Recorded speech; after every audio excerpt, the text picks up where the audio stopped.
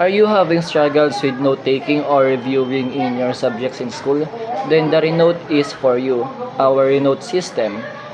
The Renote can help you in for note-taking and reviewing for subjects in the school.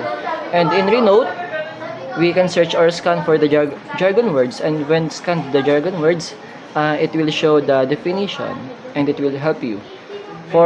So here in the Renote system, we have our create account method for, or let's just say the username, Christian. And for my email, MedSP account, then password. We also have confirm password.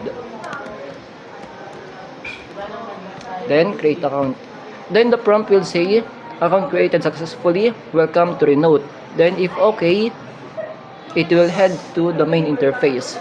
So here, let's get started. Begin your learning journey by scanning course materials or creating new notes. Or here, in the create note, here it's not fully finished. And we have here the scan view, and scan view for the different subjects in your school.